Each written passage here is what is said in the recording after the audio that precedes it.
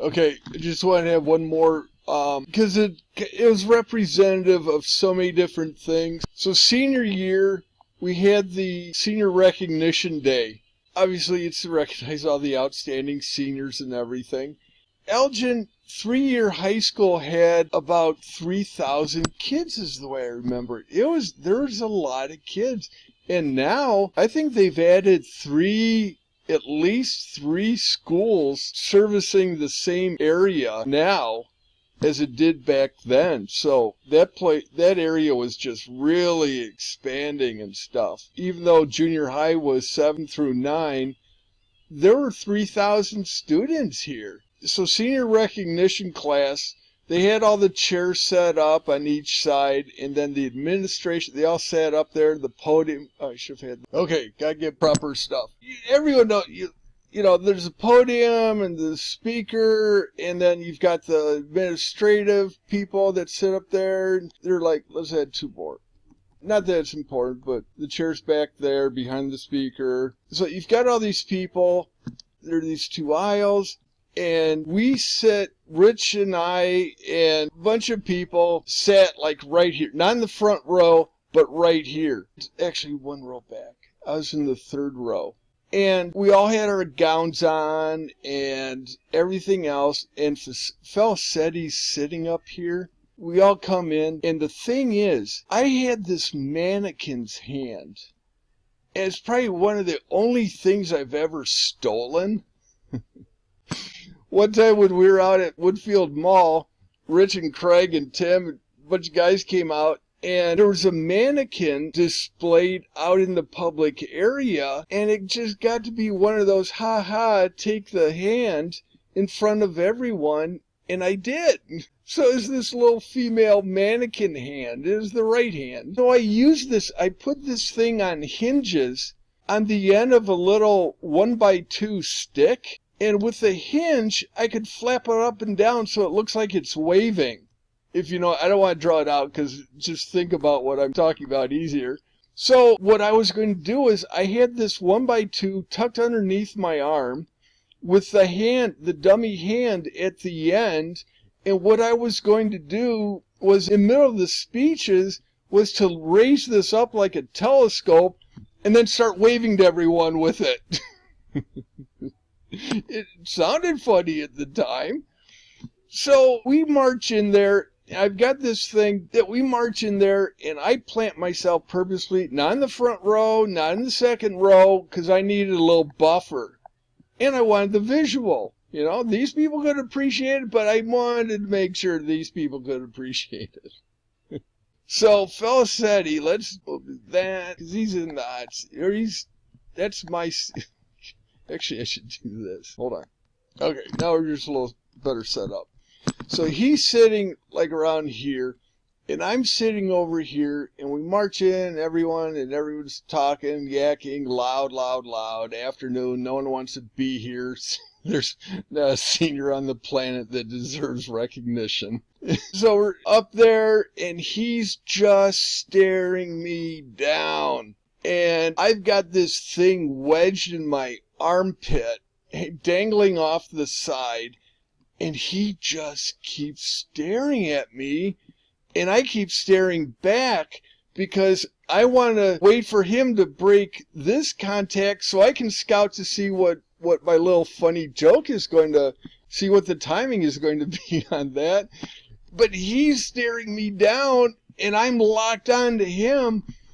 For whatever reason, that ticks him off. And before anything's ever started, he gets up and he walks around and he comes around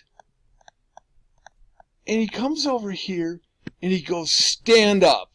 And he called me over and I was like right here. And he goes, so help me, if you do anything, I will make sure that you never graduate and you will not see, a diploma.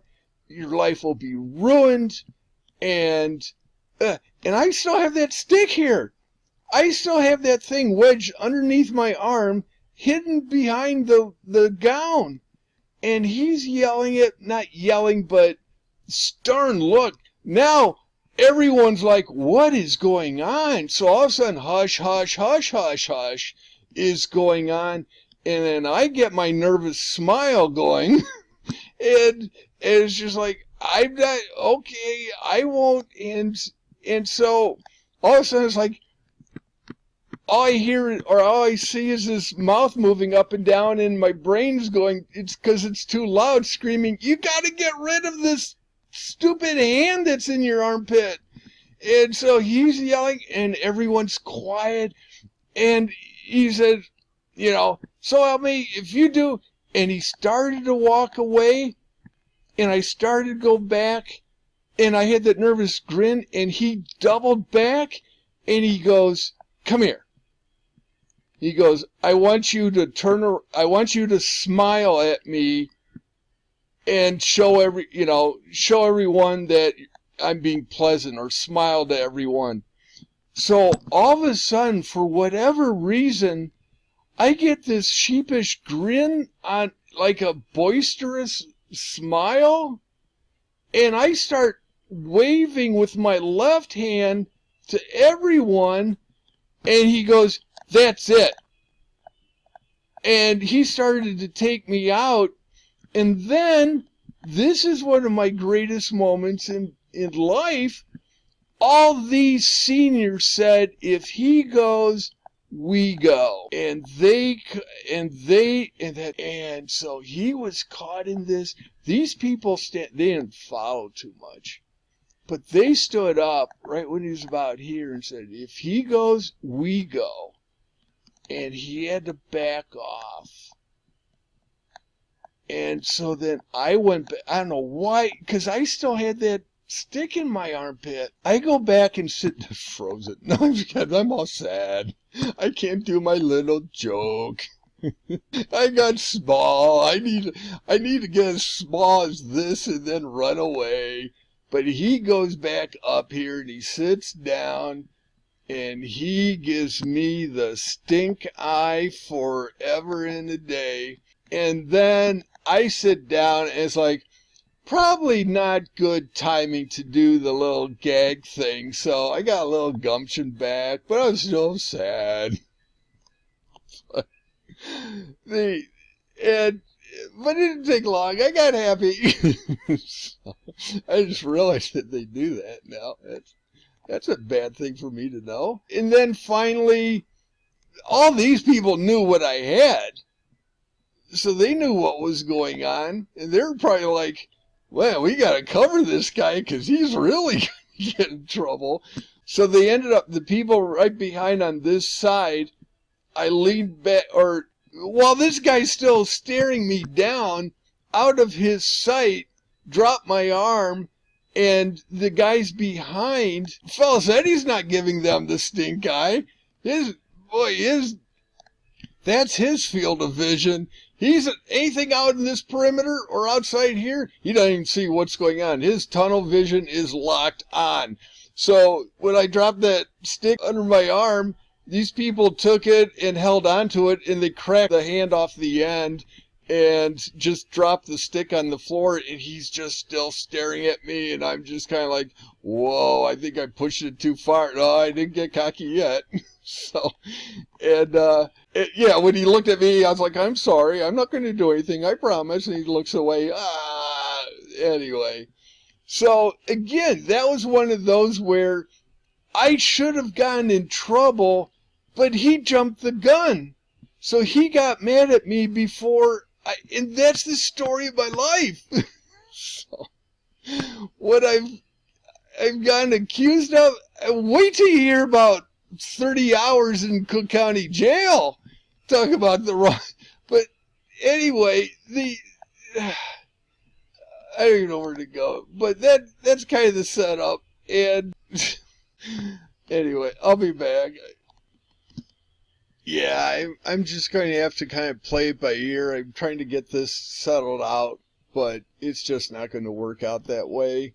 I mean, I want to not dink around and everything, but it is what it is. So that happened with the Miles thing, and then that blew up. And finally, when I turned around and kind of gave in and said, look, I have every intention of going to college.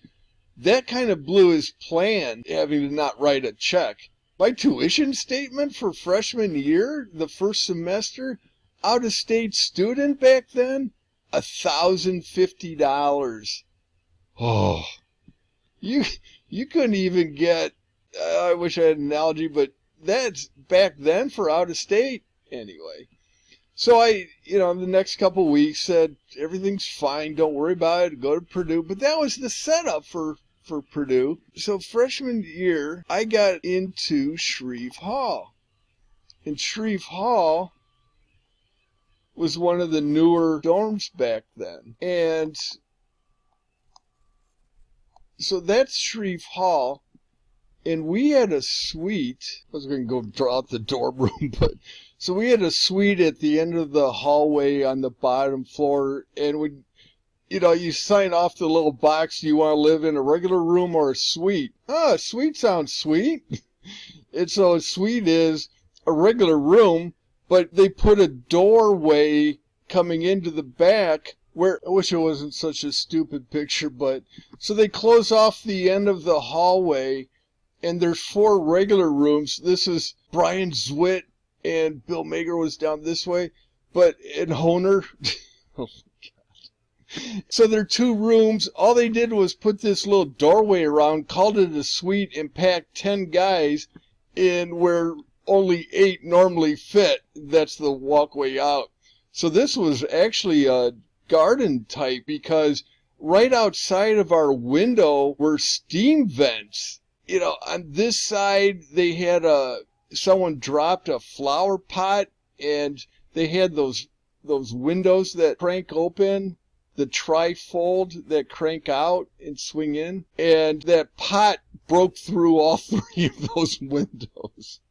And then on this side, it's just disgusting stuff, and you can imagine the dorm, what they find, and that was right outside our windows. So we had to go out and clean it up, because ugh. And no air conditioning back then. I don't know if they do now. Probably gets these. No, I don't want to do that. Anyway, so yeah, that was a suite. So we're done with that. So they're suite 140. There are 10 guys, and I'm not going to go through everything right now. And then there's a comparable suite on this side. And so 10 guys here, suite 140, and I think this was suite 190 or something. And then yeah, Purdue 70s co-ed was all guys, all girls. Maybe we'll let you mingle a little bit as long as we have armed guards. Anyway, and my brother went to Michigan, and he lived on a dorm on campus, and I think it was every other floor was guys, girls, guys, girls. It was nuts. I mean, it's not, I think now today they've gotten almost any other room is either or, which is, that just not at that age. No, but not even being a curmudgeon. That's too weird. Not weird. So where I'm going with this is, so freshman year, I go down there and you go to school, and this is just west of campus. Here's main campus. It's about a mile. So, and then here's the engineering mall, which is nothing like it was back then. Because here there's a fountain. This is, I think there was CE 200, that might be it. But this is where I lived. There's the ME building and the chemistry buildings down here, and civil buildings here, pharmacies there, the Hall of Music, the Armory. This was the materials lab, Michael Golden Labs. This is the student center and the union. Here's the union. Here's the Fideout House. Oops. Oh, I got a little bit behind. This is Hovde Hall, admin building, and this is where I ended up living, was the Fideout House. I don't have it tagged yet, but we're not there yet. Here's the Diag, College of Education, All of Music, said that. And then this is SCAX. Remember SCAX. and the math science building and something. That's the way they named buildings. It was just like, this is the building something. So if you have a class. Okay, so that was where I lived. And I registered as a chemical engineer, or that's what my declared major was. Sorry, I'll try and stop doing that. And so freshman year, I had to take Chemi 115, which means it has a lab, and then Physics 152, which has a lab, and it's irrelevant to the story. But I just got deluged with education that Elgin High School did not, no fault to theirs, it just did not prepare me well for what the brick wall I ran into. And it was pretty challenging it right away.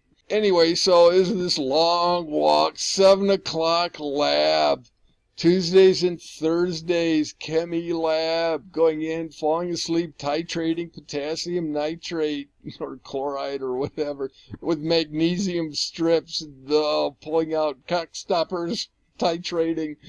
Oh my gosh. So they'd come back. But anyway, so in the first couple of weeks that we moved in, and then over here was not Vaughn's, there's a parking. Oh no, here. I have to. The pizza place. I'll think of it. But there's a record store. Vaughn's is downtown, but maybe it's Vaughn's Annex. But so there's a little service center, student center. You buy books and stuff. There's a movie. We went and saw Rocky Horror Picture Show. Oh my God! I mean, how could you not? Look how close we were. This wasn't here. Oh, this was an open field. And so, hey, Rocky Horror's on. Do you want to go? What's Rocky Horror? Just come. It's fun. Bring some toast, by the way. Huh? Okay. So we go, Rocky Horror. Oh my gosh, that was great. So freshman year, getting socially acclimated. My one roommate was Wade Rudiansky. He looked like the name sounds. And then Bart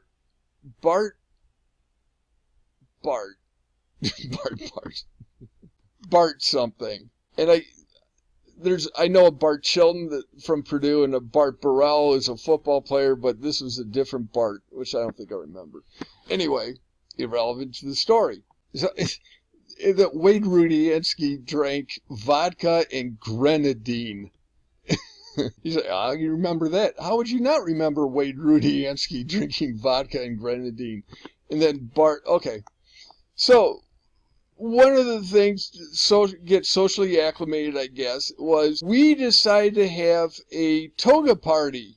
And we invited our sister Sweet, because that's the cordial thing 18-year-old guys do. Because it's like, we can at least force 10 to attend our toga party, our sad little freshman group of engineers. We were all engineers.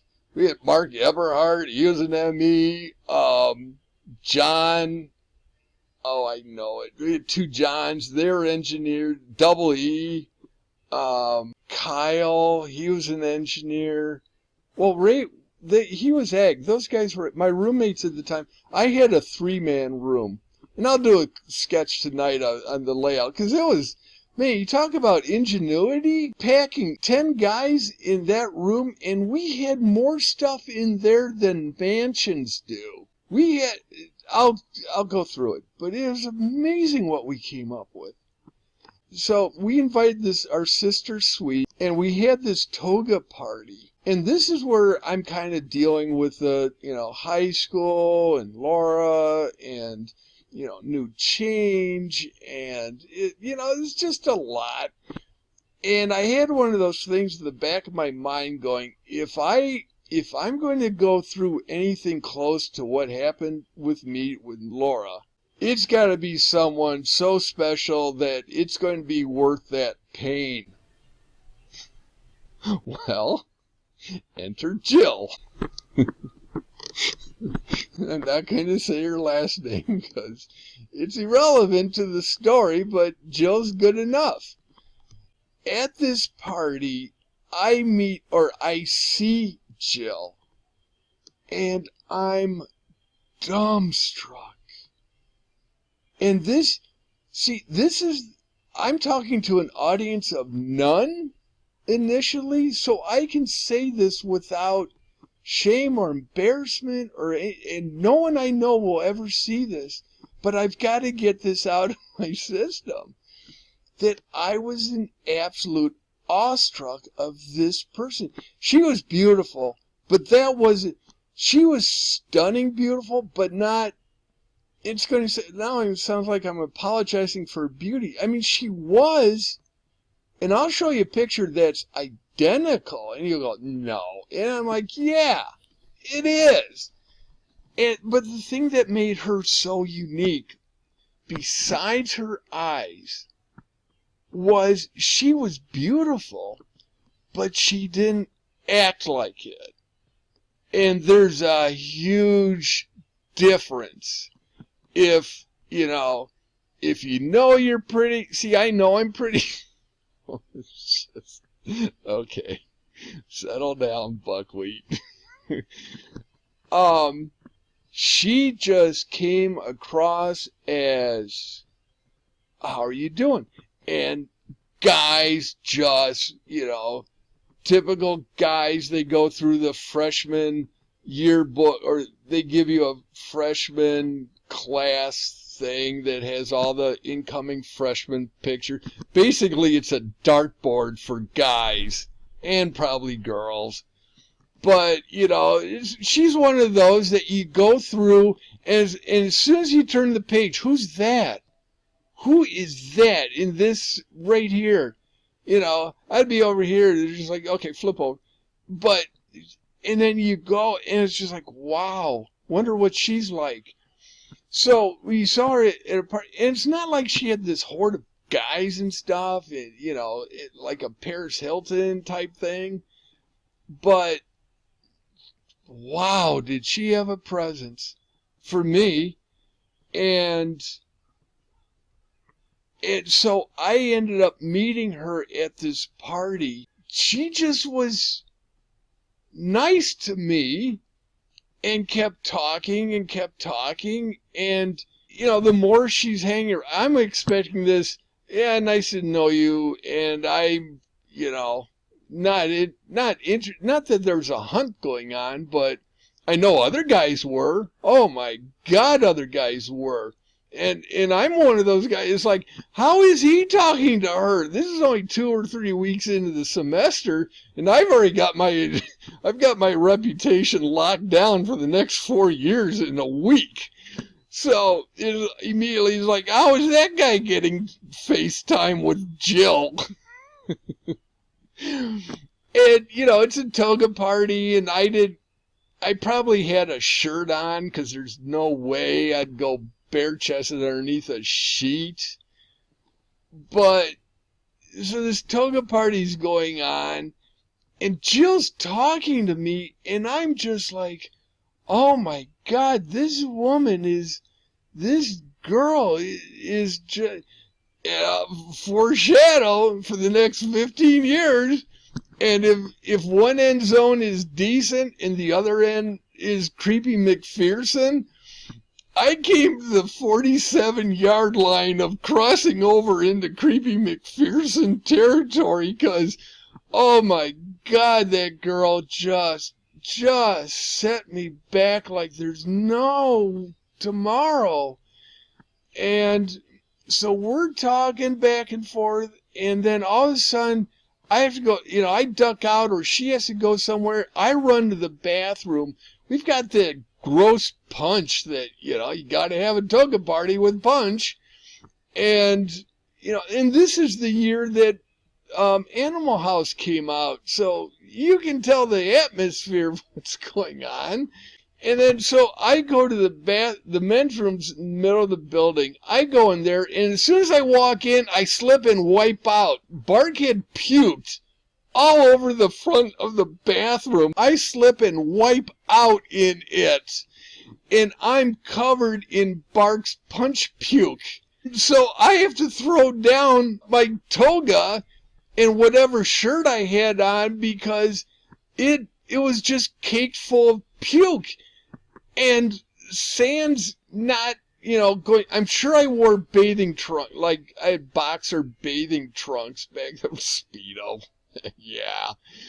And so I had boxer swimmers and stuff, and I'm sure that's what I had on underneath. But I go, and I wipe out, and Bark's in there going, oh, this is the party, man. Like, so I have to come down the walk of shame, back through the party here, excuse me, back into the room, pass by Jill. All of a sudden she sees, wait a minute, this guy's running around naked now. And I'm just like, oh no, I'm not naked guy. I'm not him. Don't. And then I go back in, I change my clothes, I come back out, and she's gone. She's gone. And but that was enough to just tip me over the edge. Oh my God. And we'll get into how bad that got, but anyway, so I never recovered from that. I'm just going to take a break. Hold on. So we'll make this simple. It's going to be quick, but there she is. 1,000, 2, 1,000, 3, 1,000, gone. Wow. No exaggeration whatsoever. And just leave it at that. So, that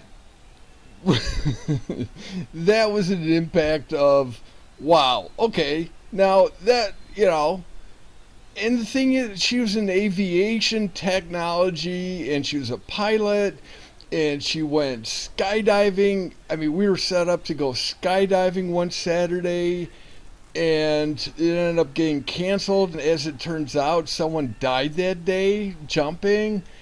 I mean, all these weird things but she was this outgoing, gregarious, just person that didn't act like she was that beautiful. She was from Indianapolis, and she had this little southern draw that was so cool. Anyway, I don't want to get all weird, but just smitten with capital letters in 5,000 font. So basically that was the interest. It was like, you know what? For someone like her to be remotely interested in a schmuck like me, I have to get my game together. And that was the mindset I had. I didn't ask, well, I put myself in her presence, throwing at her feet, but I called her up and said, you want to play racquetball? Yeah, let's go play racquetball. Do you want to do this? Yeah, let's go do that. So we had that kind of friendship going. And I kept waiting for her to say, hey, do you want to go out sometime? That's all I would have needed. But I couldn't get a read because she was so pleasant to everyone the same way. And it drove me nuts. It's like, show me a sign like, and she probably did. Now I sound like, but I didn't pick up on a sign. And that's all I waited for was just, hey, do you want, that's all she could have had to say. I said, yeah, that's all she had to do with just, hey, would you, and it's like, yeah, I would anything. Just, so, and the drudgy path up and down here, it was like, maybe we'll cross paths. And it's just like, no.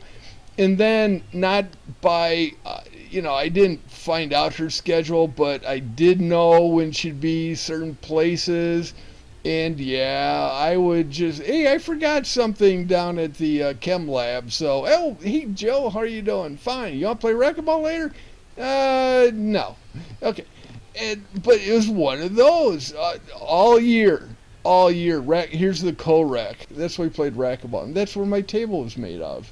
The old racquetball court. And that's why it had sentimental reason. So, anyway. So yeah, we were just kind of pals is too much.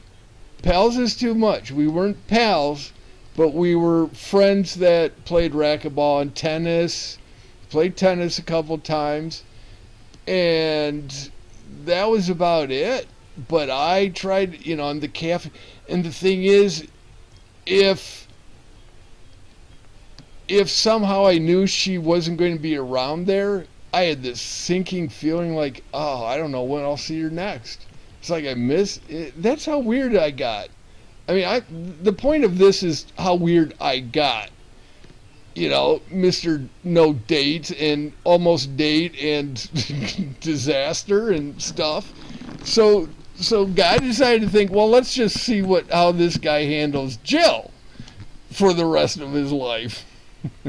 And there's no reason to build up to a big hoorah. She ended up getting married, and then that didn't work out, and she got married again, and she's doing, from what I understand, I actually talked to her within 2 years ago, so just settle down.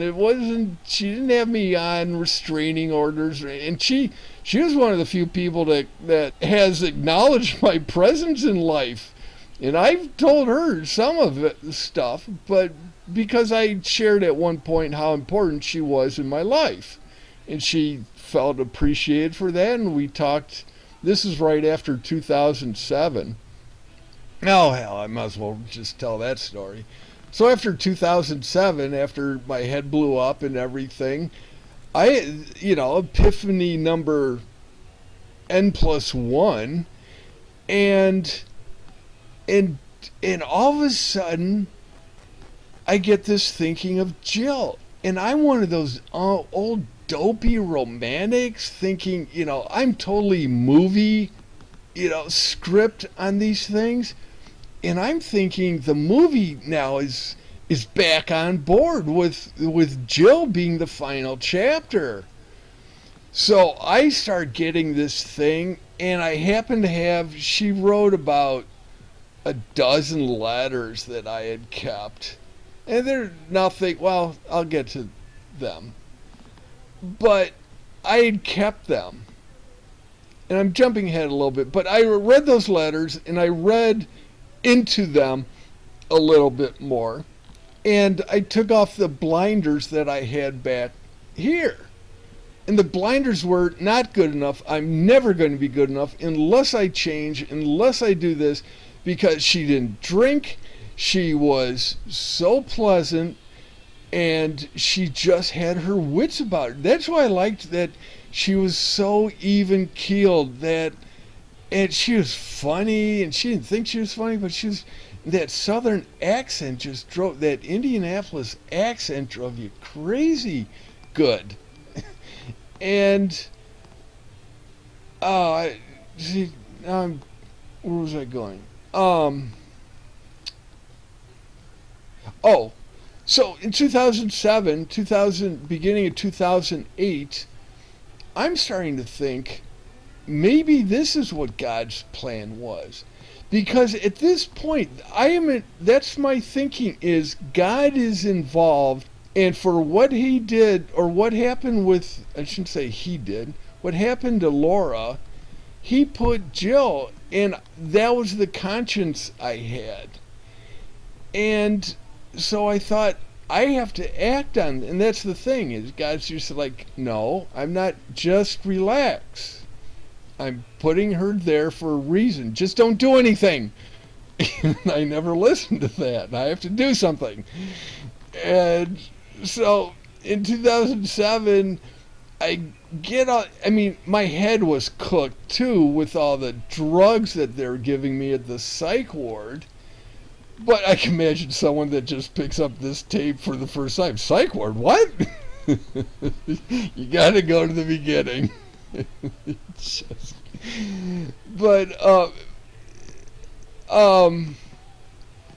I write her a letter. I write this 10-page letter saying, and I still have it.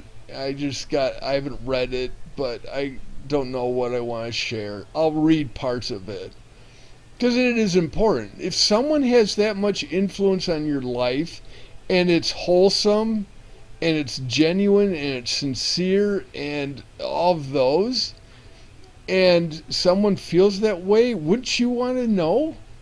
So I wrote this letter saying, I don't know what you're doing, I don't know where you are, but I just have to tell you that you were so important in my life because I was so goofed up because of this, this, and this. And you were just that person that I wanted to be good enough for. And she would just go, there's nothing special about it. And that's the way she was. But she meant it. Most girls say, I don't mean it. It's like, no, I mean it times 10. And if you don't do it, I'm going to slap you silly until you understand how when, when I say don't praise me, I mean praise me every minute. So I wrote this thing, and I'm trying to be funny and sincere and genuine, and I send it off because I have no idea where she is. And I get one of those search firms, and I think I have her address, but at this point, I think I have herpes simplex encephalitis, and I'm going to die. For those of you that missed the first segment, my head was baking by others who cooked it for me. And so I'm thinking I'm dying. I have to get this last word out to her. And now people think, well, what with Andrea? It's like, no. Andrea was real life. Jill was not fantasy land, but just something never going to be, won't be, can't be, and there's a reason why.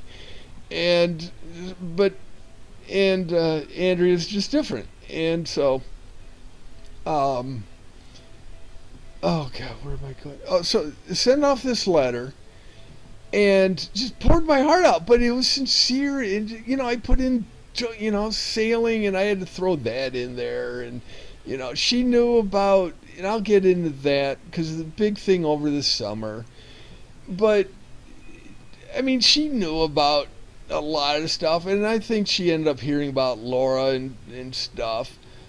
But she ended up calling my house, and I wasn't there, and Mickey picked up. Oh, God. I gotta say, I'm just going to put the teaser out on that one. Oh, my God. She called it. Mickey, I was on my last hurrah in life on a ski trip with all my old sailing buddies before I bottomed out, knowingly. But but we ended up talking, and honestly, if there was a way to crawl through a phone and just pour into someone else's life at that moment, was when I talked to her in 2008. But I had planned to see her. She got this letter before I ended up going out to California to do a race and go skiing. Again, my last hurrah. And we were going to go skiing and I was going to meet her husband, and she had 2 kids, and, and it was, so that's how, so the creepy McPherson, she probably wondered a few times, because I did get a little bit obnoxious with throwing myself at her feet, like driving down to Houston and saying, hey, I've got an interview, and are you going to be around, and would you like to go out to dinner while I'm down there? And then I fly in, she meets me at the airport, and I have no luggage, and she goes, why are you here? And I said, I don't know. She got mad and laughed. Oh, God, there's just so many of those. But anyway, but hopefully it's cool now and stuff, because we talked for a good 45 minutes plus when she was taking her daughter to go look at schools out west. And I'll leave it at that. But anyway, so she knew how I was and stuff, but I'll say that no, I'm not. She ended up dating a football player. We'll just leave it at that. And once she did that, it's just like, there's no way. There's no way I'm going to compete with a football player. So, and I'm going to tiptoe through a minefield and just not say anything, and hopefully I don't blow up more. And, bad analogy, so I gotta think of a new one. But anyway, anyway, I gotta wrap this up, because we're tailing off, because things were building up for the summer where I hoped she had broken the ice, or we had broken the ice or something, and then we'll just go from there. And enter knee factories and knee surgeries and horseback riding with casts on and bicycles. Bye.